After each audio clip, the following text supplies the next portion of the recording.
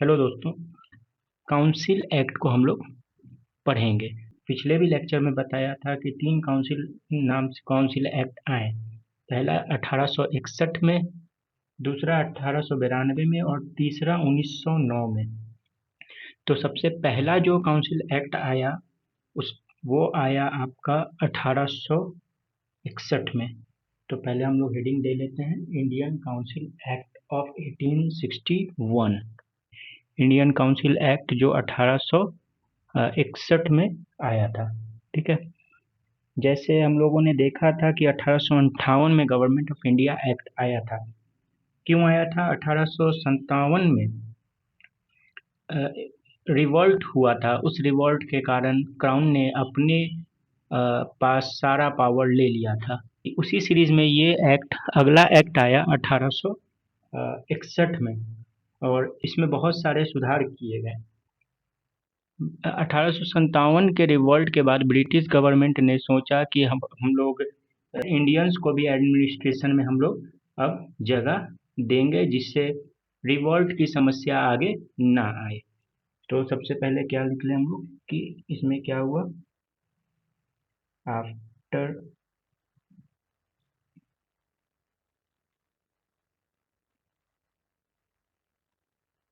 After revolt of 1857 के revolt के बाद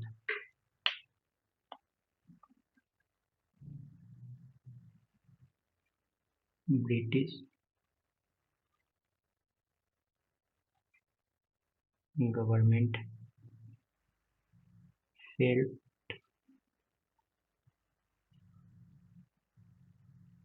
necessity of seeking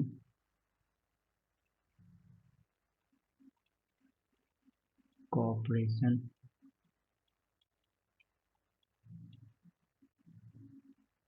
of the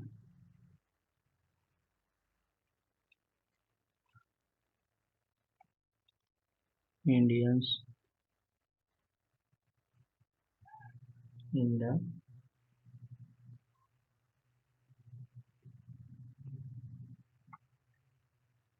administration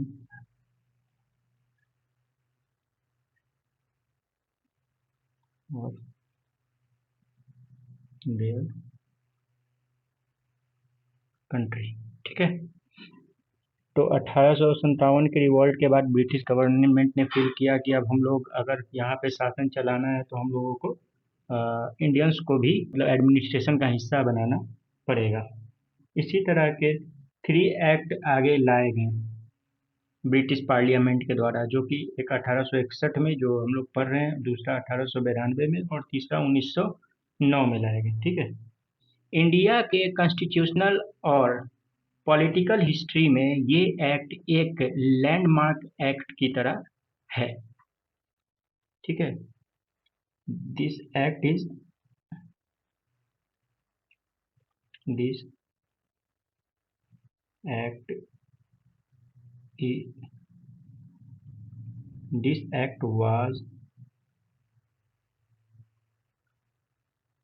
important landmark in constitutional and political history of India। मतलब India के history में अगर देखा जाए तो ये एक बहुत ज़्यादा लैंडमार्क एक्ट रहा। अब क्यों रहा ये हम लोग बारी बारी से देखते जाएंगे। इसके फीचर्स को पहले हम लोग अब देखेंगे। ठीक है। Features of this act. Features. Representative institution का इस एक्ट ने शुरुआत किया, जिसमें इंडियंस को भी शामिल किया गया लॉ मेकिंग प्रोसेस में। ठीक है। तो पहला पॉइंट क्या हुआ कि ये पहला शुरुआती दौर था, ठीक है। It made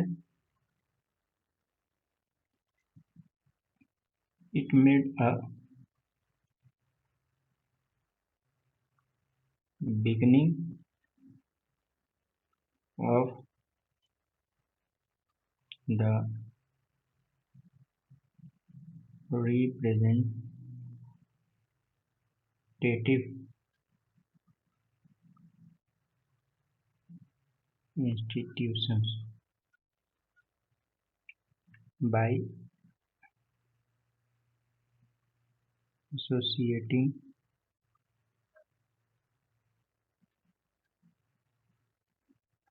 Indians with law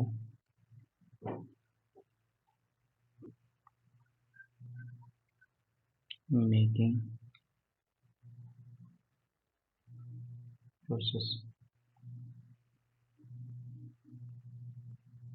इस एक्ट के थ्रू वाइसराय को कुछ पावर्स दिए गए, जिस पावर्स के थ्रू वाइसराय जो होगा वो कुछ इंडियंस को नॉमिनेट कर सकता है as a non officials members की तरह। इस नॉन ऑफिशियल्स मेंबर्स को ऐड कर सकता है एक्सपेंडेड काउंसिल्स में, मतलब कि जो लेजिस्लेटिव काउंसिलर्स का जो पोस्ट क्रिएट किया गया था 1853 के एक्ट में, उस एग्जीक्यूटिव काउंसिल का नहीं। एग्जीक्यूटिव काउंसिल में तो 6 मेंबर हैं ही, लेकिन उसके अलावा 1853 में एक नया लेजिस्लेटिव काउंसिलर्स का जो सिस्टम क्रिएट किया गया था, उस सिस्टम में 6 मेंबर्स थे। अब उस मेंबर्स में क्या होगा कि उस मेंबर्स में क्या होगा, इससे पहले ब्रिटिशर्स ही रहते थे। अब उन मेंबरों में अब वाइसराय जो है वो एज अ नॉन ऑफिशियल, दो सिस्टम क्रिएट किए गए लेजिस्लेटिव काउंसिलर्स में। सबसे पहला चीज़ क्रिएट किया गया एक ऑफिशियल्स और एक non officials member. Officials members में तो ब्रिटेन के ही लोग होंगे, लेकिन नॉन ऑफिशियल्स में इंडियंस को भी ऐड कर दिया गया यहाँ से। इस एक्ट में सबसे इम्पोर्टेंट चीज़ ये हुआ कि अब वाइसराय जो है वो 3 इंडियंस को as a non official member की तरह ऐड कर सकता था, जो कि एक्सपेंडेड काउंसिल्स में। किस तरह से ये चीज़ हुआ, हम लोग पहले इसको समझते हैं, ठीक है। तो पहले तो हम लोग देख लेते हैं 1853 में क्या था, और उसके बाद देखेंगे। 1853 में हम लोगों ने देखा कि कुछ सुधार किए गए। क्या सुधार हुआ, पहले तो एग्जीक्यूटिव काउंसिल जो उस समय गवर्नर जनरल का हुआ करता था, उसमें 6 मेंबर होते थे। इसमें तो कुछ भी नहीं किया गया, ये 6 मेंबर थे, ठीक है। ये 1853 का बात हो रहा है। लेकिन उसी समय एक लेजिस्लेटिव काउंसिलर का बॉडी क्रिएट किया गया था, लेजिस्लेटिव काउंसिलर्स, जिसमें भी 6 मेंबर होते थे, जिसमें सुप्रीम कोर्ट के चीफ जस्टिस और सुप्रीम कोर्ट के जज और कुछ लोग होते थे, और 4 लोग 4 प्रोविंसेस से लिए जाते थे, ठीक है। ये था 1853 में ये सिस्टम। इस सिस्टम को यहाँ पर थोड़ा सा इसमें चेंज किया गया, ठीक है। तो रिप्लेस किया गया, क्या किया गया, अब यहाँ 1861 में क्या होता है, 1861 में इस सिस्टम को बदल दिया गया। क्या किया गया, पहले जान लेते हैं हम लोग। जो वाइसरॉय की जो एग्जीक्यूटिव काउंसिल थी, एग्जीक्यूटिव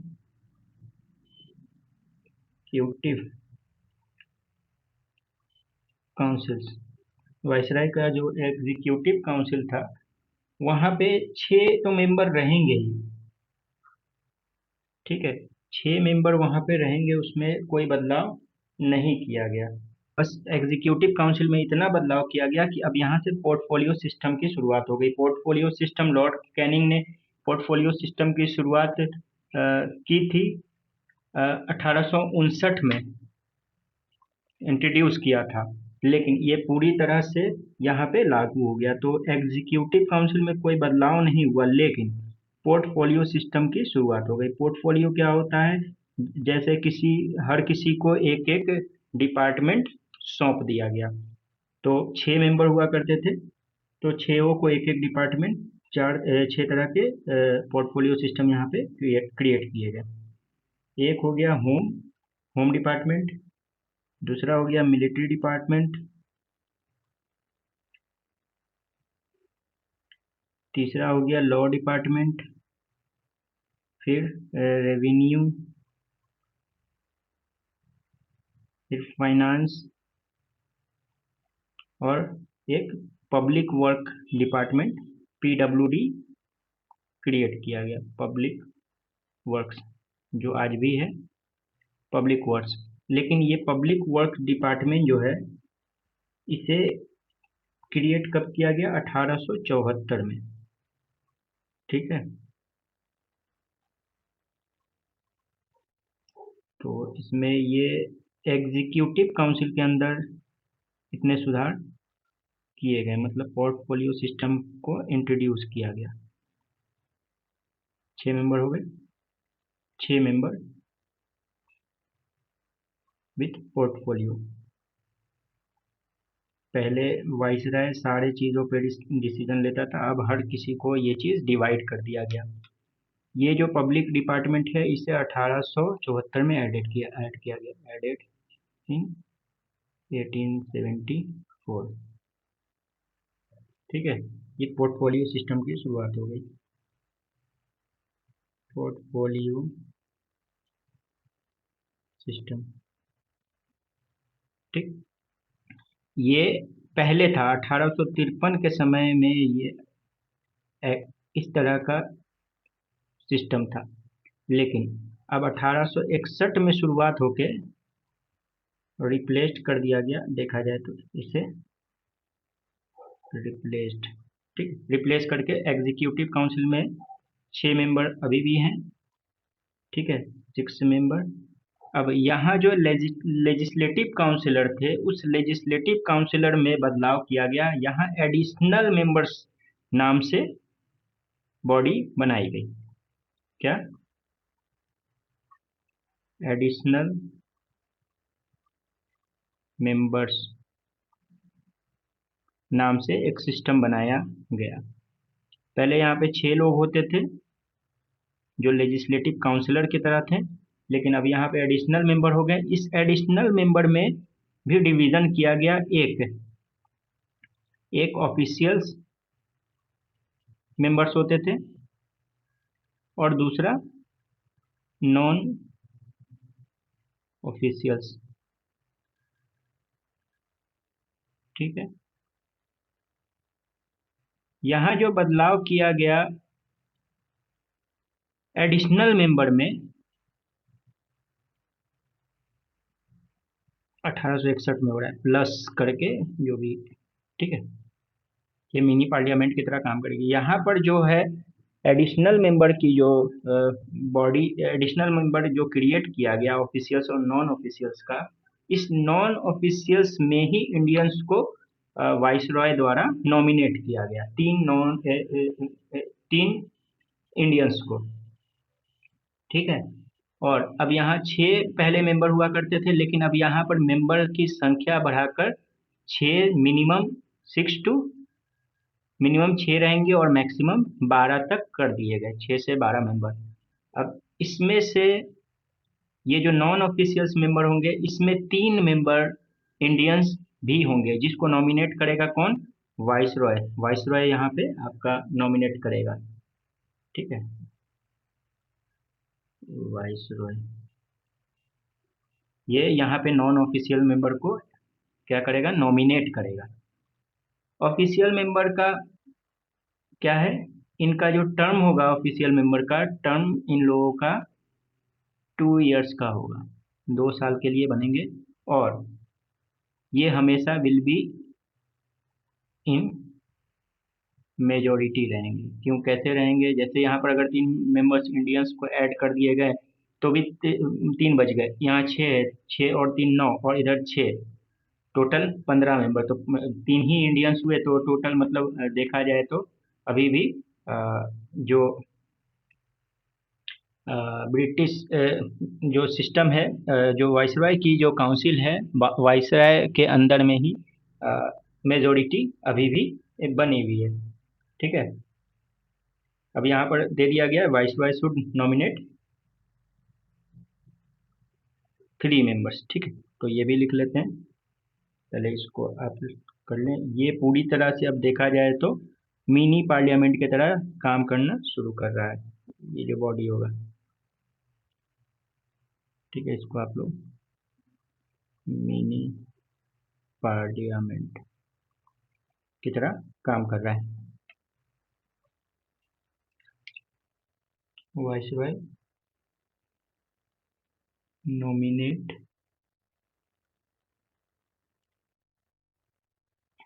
3 इंडियंस, 3 इंडियंस को वाइसरॉय अब नॉमिनेट कर सकता था। ठीक है, to his legislative councils. Executive councils में अभी भी जगह नहीं मिली है, लेजिस्लेटिव काउंसिल में वाइसरॉय ऐड कर सकता, नॉमिनेट कर सकता था 3 मेंबर को। अब यहाँ पे अभी भी वाइसरॉय जो है लॉर्ड कैनिंग, उसने 3 इंडियंस को नॉमिनेट किया लेजिस्लेटिव काउंसिल में। और वो 3 इंडियंस कौन थे? वो 3 इंडियंस थे राजा ऑफ बनारस, महाराजा ऑफ पटियाला और सर दिनकर राय। ठीक है, 3 इंडियंस को लॉर्ड कैनिंग ने लेजिस्लेटिव काउंसिल में ऐड किया। ठीक है, और वो 3 इंडियंस थे as a non official member. यहाँ इसको वाइसराय नॉमिनेट करेगा as a non officials members. Non official member की तरह वाइसरॉय ऐड करेगा। ठीक है, और वो 3 जो लोगों को नॉमिनेट किया गया लॉर्ड कैनिंग के द्वारा, वो 3 थे। कौन? एक तो आपके राजा ऑफ बनारस, दूसरा Maharaja of Patiala and sir Dinkar Rao. इन 3 लोगों को लॉर्ड कैनिंग ने नॉमिनेट किया। और यहाँ पर एक और चीज़, पोर्टफोलियो सिस्टम की बात आई है, तो पोर्टफोलियो सिस्टम को पहले लॉर्ड कैनिंग ने 1859 में ही इंट्रोड्यूस किया था, जो यहाँ पे लागू कर दिया गया। यहाँ पर एक और चीज़ क्या किया गया, प्रोसेस स्टार्ट किया गया डिसेंट्रलाइजेशन का। सेंट्रलाइजेशन जैसा हम लोगों ने देखा कि 1833 तक अपने पीक पे था और पूरा पावर सेंट्रलाइज हो चुका था, जो भी प्रोविंसेस थे उनके पावर को छीन लिया गया था। यहाँ से फिर से इस चीज़ को रीस्टोर करने की कोशिश की गई। Initiated the process to initiated the process of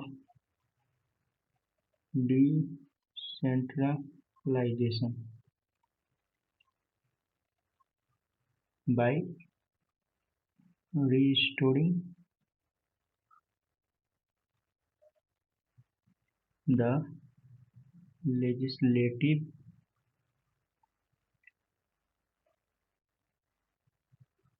power to the Bombay and Madras presidencies। यहाँ से डिसेंट्रलाइजेशन की भी शुरुआत हो गई। ठीक है, हम लोगों ने देखा कि 1773 के एक्ट से ही सेंट्रलाइजेशन का जो टेंडेंसी है वो स्टार्ट हो गया था और 1833 में वो अपने क्लाइमेक्स पर था। लेकिन विद्रोह हो गया 1857 में, इसलिए ब्रिटिश गवर्नमेंट ने सोचा कि अगर पावर को फिर से डिस्ट्रीब्यूट किया जाए, डिसेंट्रलाइजेशन किया जाए, तो चांस कम है आगे विद्रोह होने का। तो इस एक्ट के माध्यम से फिर से लेजिस्लेटिव पावर जो बॉम्बे और मद्रास के छीन लिए गए थे उसको यहाँ से रीस्टोर किया गया और डिसेंट्रलाइजेशन ऑफ पावर यहाँ से स्टार्ट हो गया। धीरे धीरे डिसेंट्रलाइजेशन जो है वो होते होते पूरी तरह से कहीं ना कहीं इंटरनल ऑटोनॉमी प्रोविंसेस को 1937 आते आते पूरी तरह से इंटरनल ऑटोनॉमी दे दिया गया। ठीक है, क्या हुआ, शुरुआत यहाँ से हुआ। This policy of legislative devolution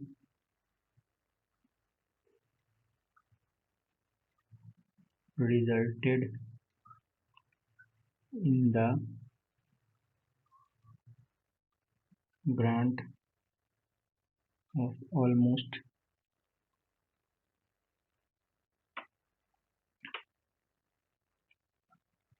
complete internal autonomy to the provinces in 1937 में पूरी तरह से इंटरनल ऑटोनॉमी प्रोविंसेस को मिल गया। इस एक्ट के थ्रू नए लेजिस्लेटिव काउंसिल का भी इस्टेब्लिशमेंट किया गया। ये जो नए लेजिस्लेटिव काउंसिल बनाए गए ये बंगाल के लिए बनाए गए, नॉर्थ वेस्टर्न प्रोविंसेस के लिए बनाए गए और पंजाब के लिए बनाए गए। बंगाल के लिए 1862 में, नॉर्थ वेस्टर्न प्रोविंसेस के लिए 1886 में और पंजाब के लिए 1897 में बनाया गया नया लेजिस्लेटिव काउंसिल। ठीक है, इस एक्ट के थ्रू और क्या किया गया,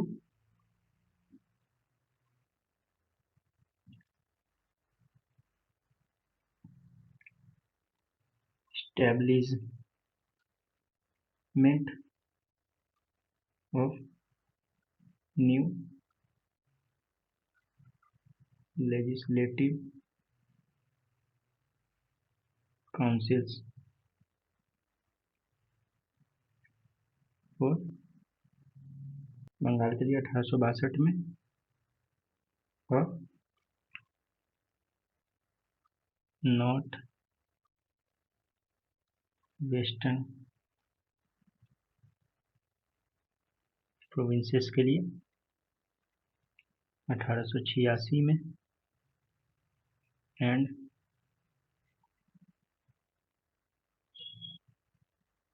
पंजाब 1800 तीन नए लेजिस्लेटिव काउंसिल बनाए गए।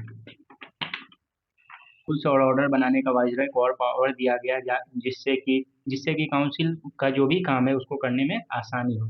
और जैसा हम लोग पहले देख चुके हैं, पोर्टफोलियो सिस्टम को भी इंट्रोड्यूस कर दिया, रिकॉग्निशन यहाँ से मिल गया। इंट्रोड्यूस तो पहले ही लॉर्ड कैनिंग ने कर दिया था।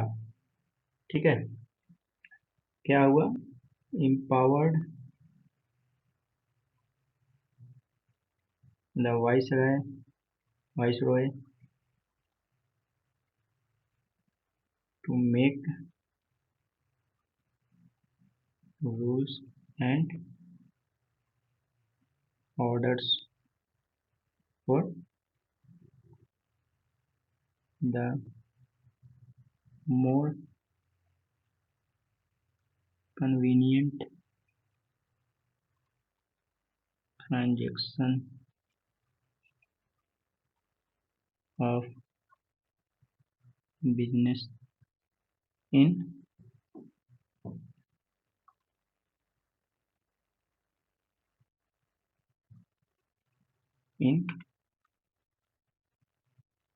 काउंसिल, ठीक है। यहाँ से also got also gave recognition to, also gave recognition to portfolio system. ये किसके द्वारा इंट्रोड्यूस किया गया था? इंट्रोड्यूस्ड बाय लॉर्ड कैनिंग, 1859 में लॉर्ड कैनिंग द्वारा इंट्रोड्यूस किया गया था। उसको भी यहाँ पर कहीं ना कहीं रिकॉग्निशन दे दिया गया। इस पोर्टफोलियो सिस्टम के द्वारा क्या हुआ, वाइसरॉय काउंसिल को इंचार्ज बना दिया गया एक या एक से अधिक डिपार्टमेंट का। जो भी डिपार्टमेंट उन लोगों को दिया गया था उसका इंचार्ज बना दिया गया, और उन लोगों को पूरी तरह से पावर दे दिया गया फाइनल ऑर्डर इशू करने का। उनके अपने डिपार्टमेंट के लिए इन लोगों को पूरी तरह से फाइनल ऑर्डर इशू करने का देखा जाए तो पावर दे दिया गया, ठीक है। तो क्या हुआ इसमें,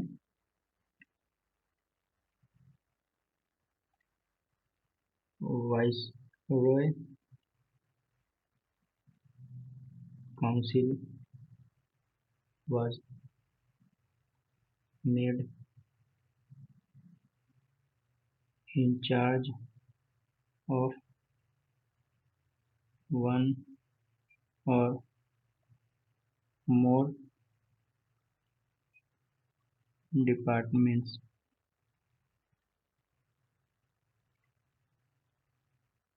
of the government and was authorized to issue final orders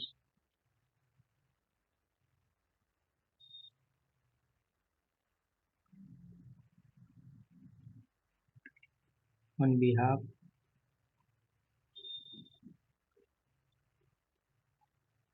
of the council on matters of his departments। और वाइसरॉय को ऑर्डिनेंस इशू करने का भी पावर दे दिया गया, बिना लेजिस्लेटिव काउंसिल के समर्थन या उनसे विचार विमर्श किए हुए वाइसरॉय को ऑर्डिनेंस इशू करने का पावर दे दिया गया इमरजेंसी के दौरान। और ये पावर की लाइफ जो रखी गई वो 6 महीने तक रखी गई, 6 महीने तक इस ऑर्डिनेंस की लाइफ रहेगी, ठीक है। empowered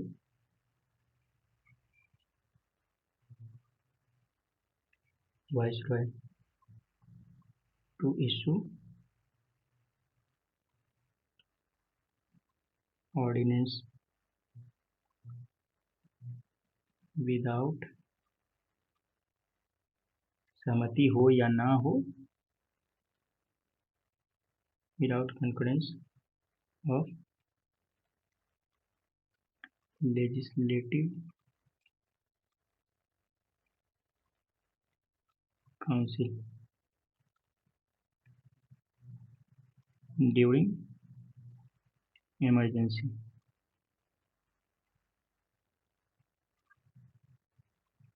और इस ऑर्डिनेंस का जो लाइफ रहेगा वो 6 महीने का रहेगा।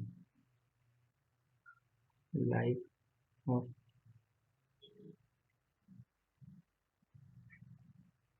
ऑर्डिनेंस वर 6 मंथ, 6 महीने का लाइफ रहेगा इस ऑर्डिनेंस का जो वाइसरॉय इशू करेगा। फाइनेंशियल जो डिस्कशन है वो अभी तक अलाउ नहीं किया गया था, वर नॉट अलाउड। मतलब फाइनेंस के ऊपर कोई भी बात जो इंडियन को ऐड किया गया था वो लोग नहीं कर सकते हैं, फाइनेंशियल डिस्कशन अलाउड नहीं था। कुछ ऐसे बिल होंगे जिसे वाइसरॉय के कंसेंट के बिना इंट्रोड्यूस नहीं किया जा सकता था। Certain bill could only be introduced with prior consent of viceroy. Viceroy के कंसेंट के बिना कुछ बिल जो ऐसे थे जिसे इंट्रोड्यूस नहीं किया जा सकता था। वाइसरॉय को बिल को वीटो करने का भी पावर मिला हुआ था, और वाइसरॉय किसी भी बिल को क्या कर सकता था, रिजर्व कर सकता था ब्रिटिश क्राउन के कंसिडरेशन के लिए। ठीक है, तो क्या हुआ, विल वीटो पावर था वाइसरॉय के पास। कुड वीटो एनी बिल, किसी भी बिल को वीटो कर सकता था वाइसरॉय। ठीक है, और क्या कर सकता था, रिजर्व कर सकता था बिल को, reserve any bill for consideration of crown. Additional जो मेंबर ऐड किए गए थे उसको काउंसिल से क्वेश्चन करने का अधिकार नहीं दिया गया था। जो एडिशनल मेंबर थे, नो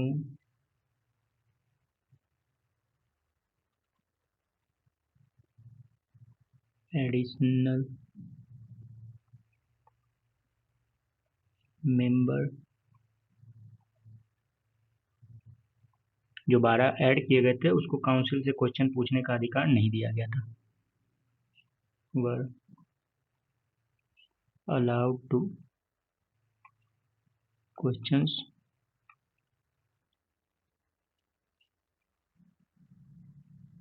मेंबर्स। और क्या हुआ, मिलिट्री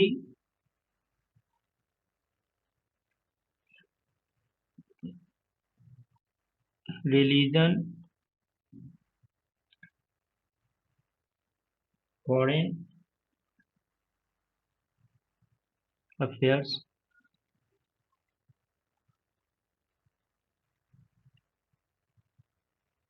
पब्लिक रेवेन्यू